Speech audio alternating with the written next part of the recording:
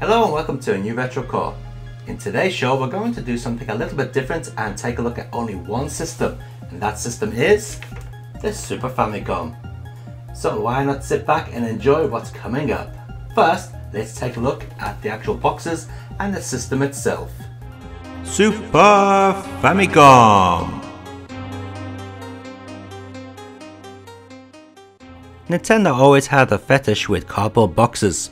So it comes as no surprise that the Super Famicom games also come in cardboard boxes. Usually the design is vertical, but every now and then you did get one or two titles which had the design horizontally. Games featured the titles usually on both sides, and also on the bottom and the top of the boxes.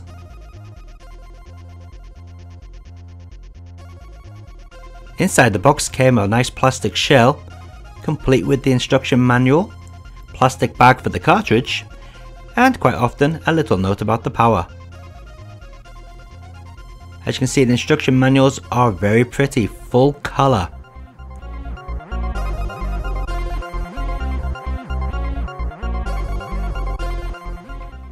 And here we go with the Super Famicom cartridge in its little plastic bag.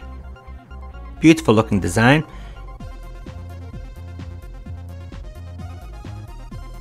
In fact, exactly the same as the PAL cartridges.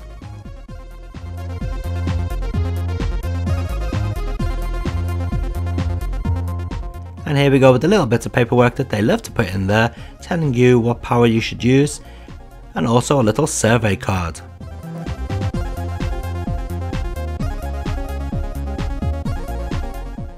Unfortunately, Nintendo were really cheap, and they like to use plastic which sort of discolored over the years. Take a look at my Assault Suit Vulcan cartridge. Now it looks like somebody's wiped it on their behind, but nope. That's what happens to some Super Famicom games because of the cheap plastic Nintendo used. It just discolors. Now maybe you thought only in the West we got free CDs with some games, such as Spider-Man Maximum Carnage and Kill Instinct. But even in Japan they got free CDs, but they're much cooler because they're little tiny 3-inch CDs. Mostly these CDs came in music tracks, usually remix music from the game or vocal tracks. In the case of Cotton, however, you actually get a radio play.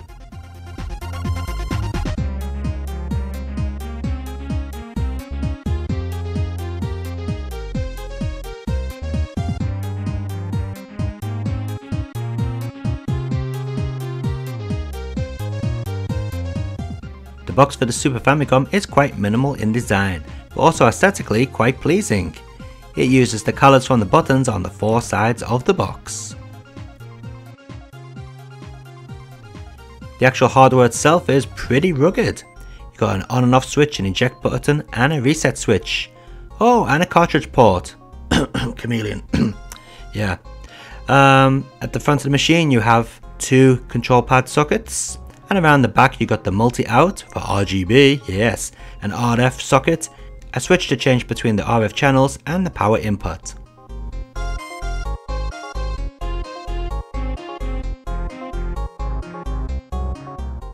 The Super Famicom came with its own controller. Very nice controller indeed, although the shoulder buttons did have the tendency to break every now and then. Biggest problem is the cable is extremely short, so those with brains would go and buy something like the Hori Fighting Commander. Fully auto fire, 6 face buttons, so good for Street Fighter, and most importantly, a cable which is more than 50 centimeters long.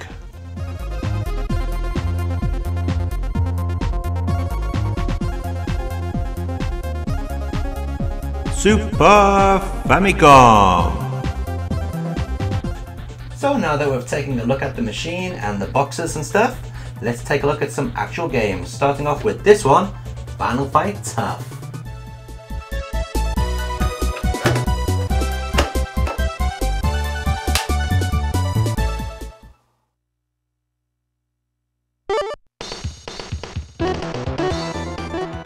So Capcom's version of Final Fight 1 for the Super Famicom was pretty lacklustre at best.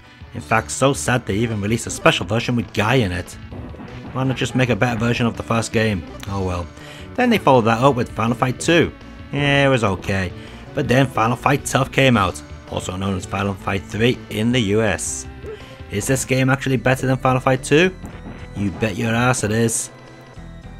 Now featuring much more in the way of moves, including special combos, sliding attacks, and special moves. The graphics have also been given an uphaul as well. Just look at how good and detailed they are. Also, to add to variety, we have levels that not only scroll horizontally but also vertically.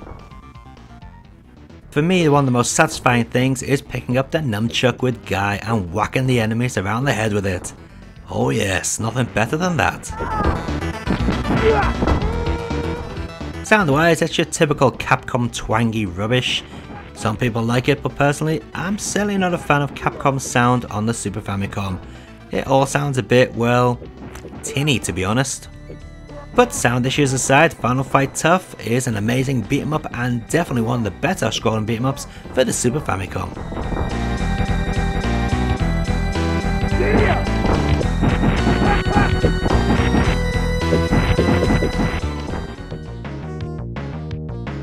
Now Axel Brid is one of those weird games that might have passed by quite a few Western players, and that's probably because it's not very good, but for some reason I kinda like it. So you start off the game by selecting different weapons for each of your hands, although you can't pick all the ones you want because you're limited on the amount of points. Now here's the reason why I like this game. It's because it tries something different. The game itself is not very good, it's extremely stiff, the controls don't seem to work when you want them to work, but it's just the fact that they've gone for the pre-rendered 3D background on a 16-bit Super Famicom cartridge which really makes the game stand out to me. Plus I really like the music. As far as playability goes though, it's not very good. You have your standard robot which can transform into an aeroplane or some sort of defense capsule. Although I find the defense capsule to be completely useless because it can't actually hit anything unless it's on the ground. The best option is to pick the airplane, although that does have weak armor.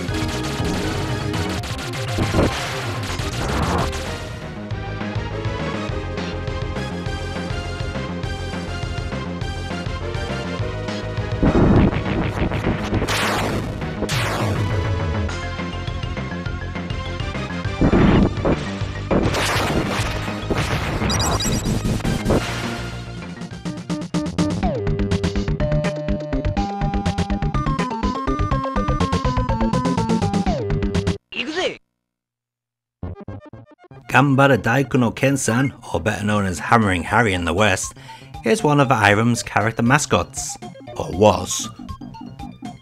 In this Super Famicom outing, his family build a brand new house, but it's destroyed by the evil buggers. So what does Harry do? Well, the only thing he can do really, picks up his mallet and heads out to bash everything in sight. Throughout the game you can pick up certain icons that help you power up Harry, as well as different coloured suits which give him new abilities. And then there's also the different type of mallets which Harry can pick up, each one offering some slight difference in variety of attack. One of the main issues with this game are the jump mechanics. It can be quite difficult at times jumping from platform to platform due to the floaty feel Harry has. As you expect, the game is quite tough being an Irem title, but it's not impossible.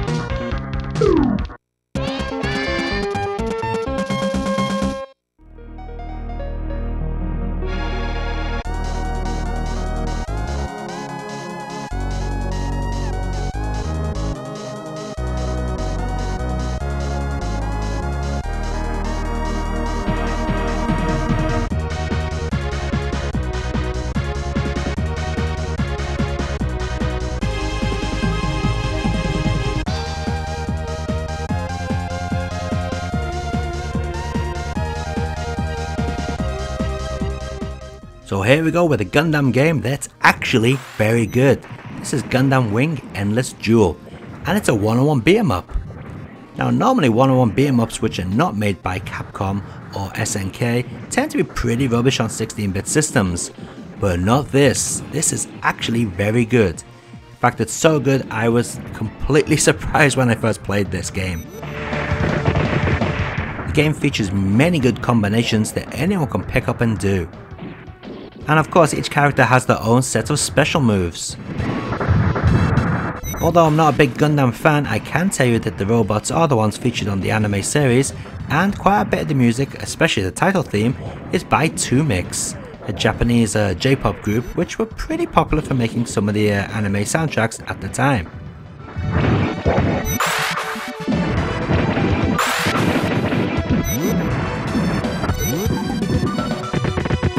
One thing I really do like about the characters in this game is they do seem to have a real good weight to them. They actually jump as you'd expect a great big mech to jump. Definitely one of the hidden classics and one that all fighting games should check out.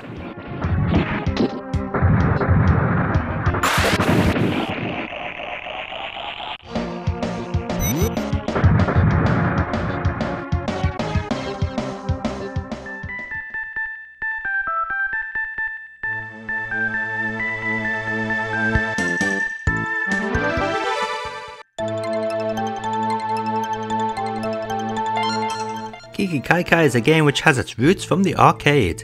In fact, you could consider this as a reboot, if such a thing as reboots existed back then.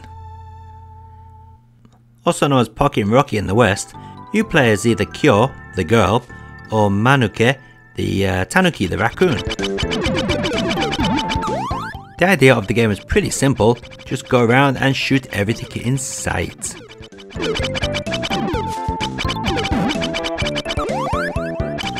The enemies are all based upon Japanese ghost culture. Yes, everything appearing in this game is from some sort of folktale in Japan. Gameplay wise, you have your basic shot which can be powered up to 3 times by collecting the magic orbs which you find across the ground. The characters also have a nice little slide attack to get out of tight situations, which you will find yourself in quite a lot in this game because it is quite a tough challenge. As well as your standard attack, your character also has some sort of fan attack, which can be used to shoot off different enemy projectiles when they come close to you. This can be very handy at times. As you can clearly see, Natsumu who made this game have done a fantastic job on the graphics. The game is gorgeous, and the audio isn't bad either. In fact, it's very likable. Definitely one of the best simultaneous 2-player shoot-em-ups on the Super Famicom, for sure.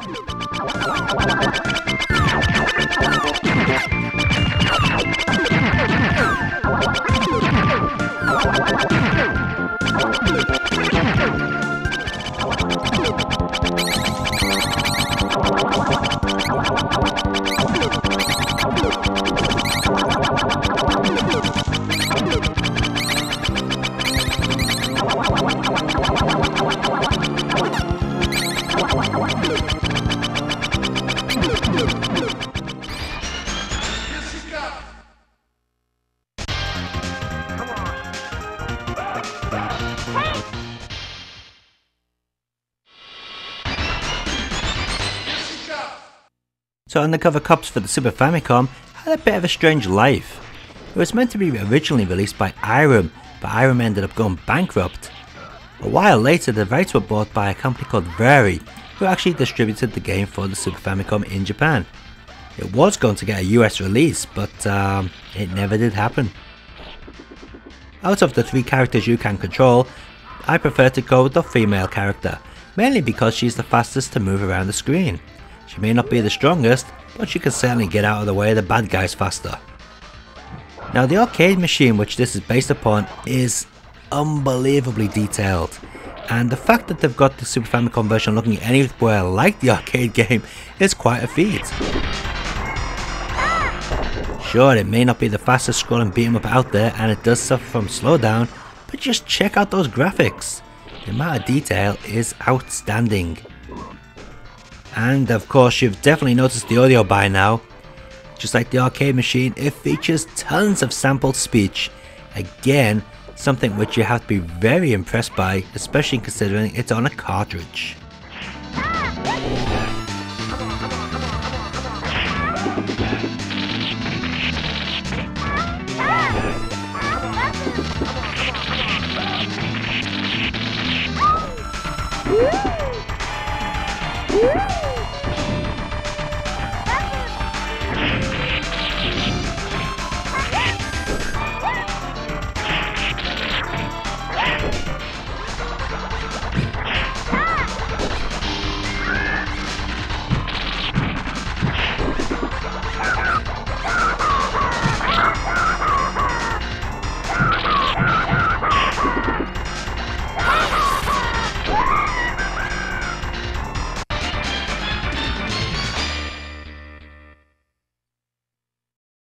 So some amazing games in the first part of the show there.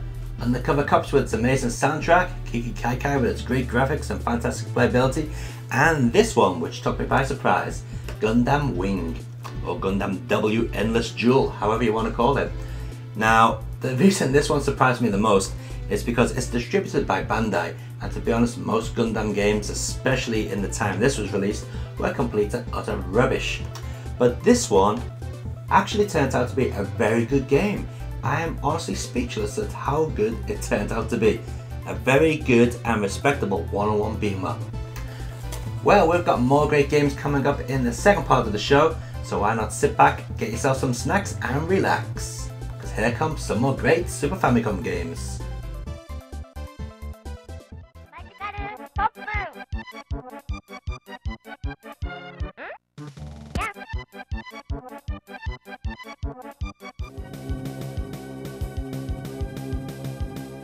Magical Pop Boom for the Super Famicom is one of the most expensive games for the system, easily reaching over 100,000 yen these days in 2016. But why is it so expensive? Well, mostly due to demand, I guess. The game itself is nothing that special, although it is a pretty competent side-scrolling platformer. I think one of the main draws to this game is the person who voiced the character. That is Ijima Ai, who used to be a very popular porn star in Japan, and then turned to useless TV talent. Unfortunately, now she's dead. According to Japanese news, she committed suicide a couple of years ago. But other cases say she did have some sort of cancer, which is the truth we'll never know. But anyway, back onto the game. Our little character controls fairly well and has quite a fair amount of special power-ups which she can use. Although these power-ups are not available from the start of the game. They must be collected by finding hidden treasure rooms throughout the maze-like maps. Once you collect these, you can access hidden areas and take out the bosses much easier with all the special attacks.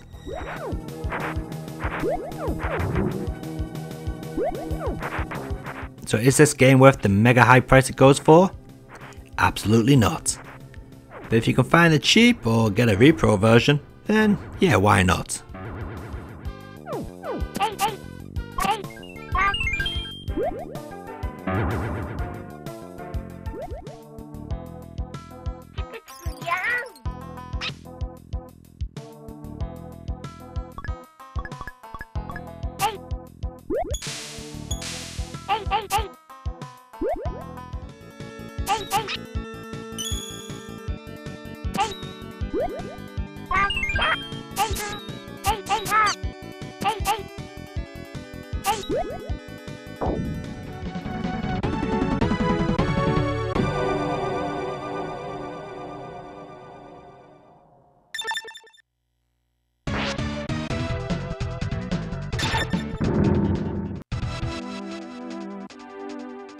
Another game from Natsume. This is Ninja Warriors again. Now Natsume had the knack of making excellent games for the Super Famicom, and this is no exception.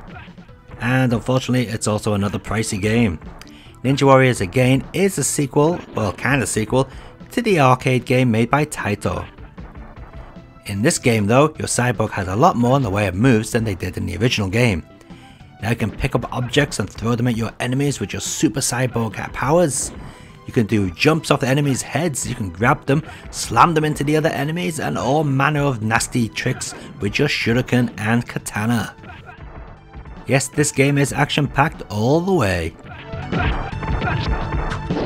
Now it may seem a little bit dull because you can only actually play on the one plane. You cannot move up and down into the background, but don't let that fool you. The action in this game is relentless and it keeps you coming back for more and more. Not to mention the graphics are really nice and the soundtrack is amazing, as you'd expect from Natsume. If you've never tried Ninja Warriors again, I certainly recommend you do try it out because it is one of those games that may look a bit dull on the box, but in reality it's actually a fantastic action game and certainly one you're not going to finish overnight.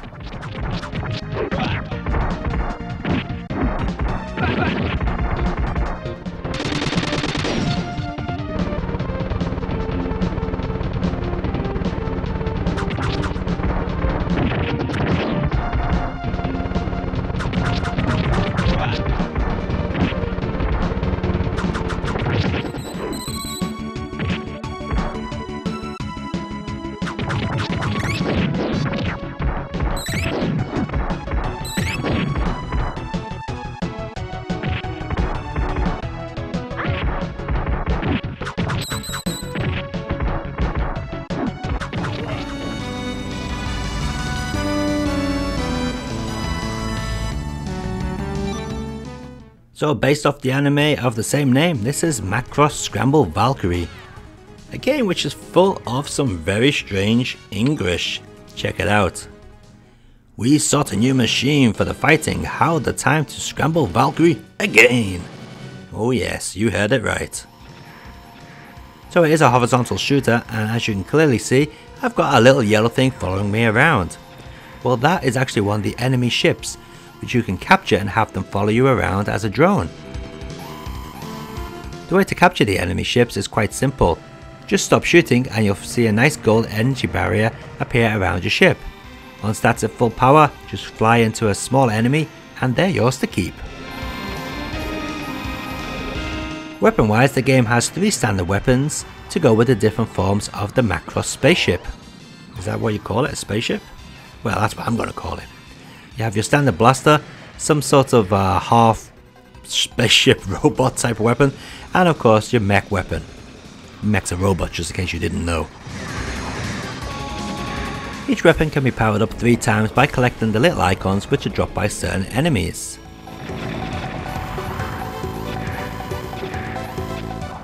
I think it's pretty clear to say that the graphics in this game are amazing, and the amount of parallax, especially for the Super Famicom game, is just outstanding. It's unbelievable how much parallax Winkysoft managed to get out of the Super Famicom.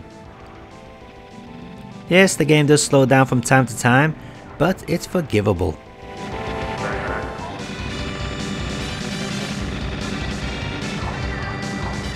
If you had to ask me what was one of the best shooters on the Super Famicom, I'd probably go with Super Aleste and this.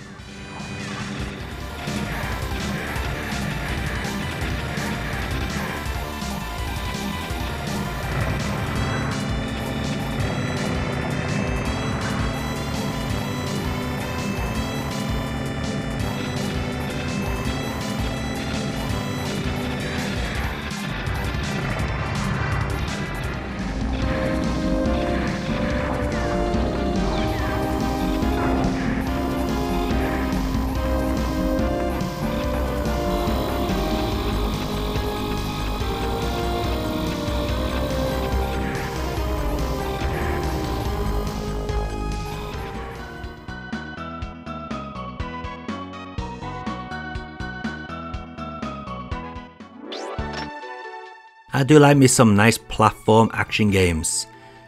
But when I first seen this game, I was actually quite surprised to figure out it was a puzzle game. This is Umihara Kawase, based upon an NHK anime of the same name. So you play a little girl who wanders around these maze-like stages with a fishing rod, which seems to be made of bungee cord. You use this to take out enemies by grabbing them and reeling them into your backpack? Well, that's what it seems like she's doing. But most importantly, this bit of fishing equipment attached to bungee rope is used to get from one place to another throughout the stages. Now it might seem quite simple, but to be honest, the level design is actually quite taxing once you get past level 10. I also must say I'm quite impressed by the physics of the actual bungee cord. They do seem to move as you'd expect them to. One thing that I'm not too impressed with though are the way the backgrounds are done. They've seemed to have just got some digitized picture, blown it up and you know, coloured it in monochrome. It doesn't look too good, but for some reason it kind of fits the game. But one thing that I really do like about this game is the music. It's just lovely. Nothing else to say really, just lovely.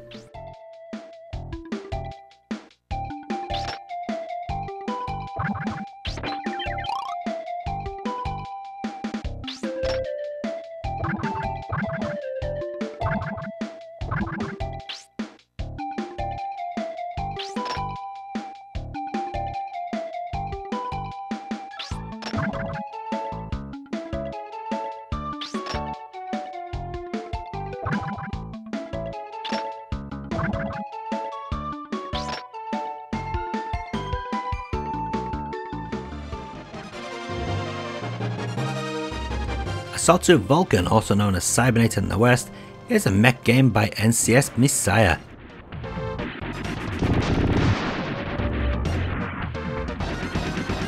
Now for those who don't know, this is actually a follow-up to Assault Suit Leonos, which is on the Sega Mega Drive.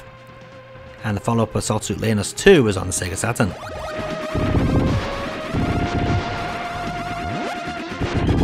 So in Assault Suit Vulcan you take control of this massive mech, which I must say really does feel heavy, but that's not a bad thing. At least it gives you an idea of what it would be like to control a real mech. Well, maybe. Point is, it doesn't control floaty, it feels as you'd expect it to feel. You have a couple of standard weapons to start off the game, which is your Vulcan and a punch. And I can tell you there's nothing better than punching some enemy robot in the face. I wonder if that would ever happen. Throughout the game, little dialogue boxes pop up progressing the story of the game. Now some people may find these annoying, but personally, I don't mind too much, and they're pretty easy to skip by.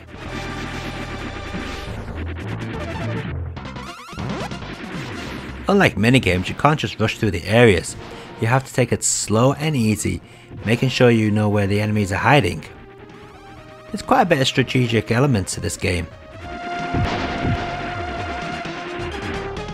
The game is full of lovely little details as well, such as when you blow up one of the mechs with your gun, the little pilots jump out and try and run away. There's no way they're getting away from a big mech chasing them though. Throughout the game you can pick up various power-ups to power up your standard weapons, and later on into the game you can pick up new weapons such as a laser. The soundtrack to the game is extremely well done. It has that orchestral movie soundtrack quality to it. Definitely something which you don't really hear too much on the Super Famicom. Sure, there's lots of orchestral soundtracks, but nothing that quite sounds like this.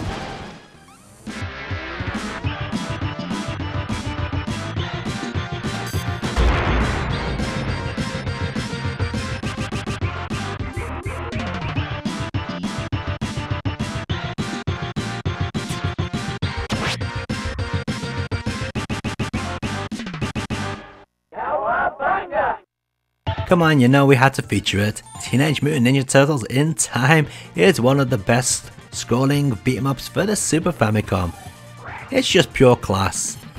In fact, it's a testimony to how good Konami were back in the day, taking the arcade machine and porting it quite successfully to a far less powerful system.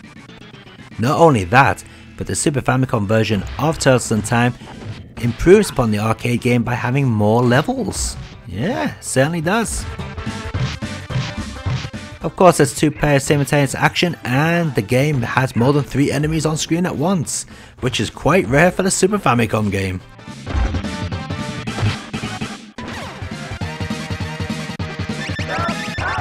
One thing that really stuck out about this game when I played it back in the day was the music.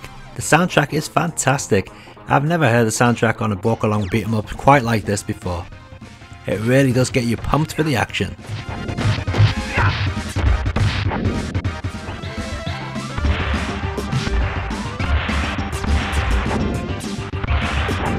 Although this game is getting up for 25 years old, it's certainly still one of the best scrolling beat 'em ups I've ever played on a console.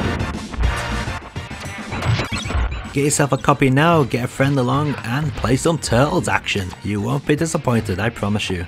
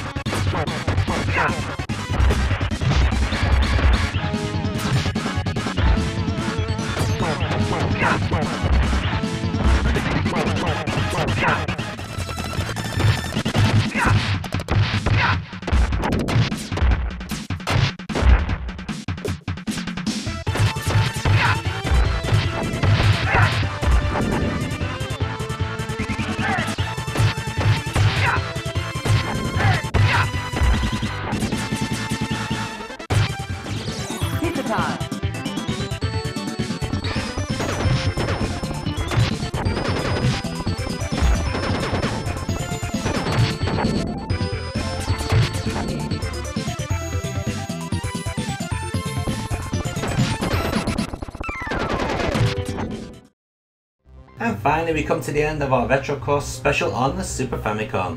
11 great games featured. Which ones do you think were the best? Personally, I really like this one running in the background, Macross Scramble Valkyrie, or Shooting Macross as it's sometimes known. Great game, fantastic graphics and amazing soundtrack. So maybe there was something you'd like to see in a future show which wasn't featured in this show. Please make sure to let us know. And who knows, it might appear in a future Super Famicom special. But for now, Retro Core is going back to its standard format of featuring arcade games.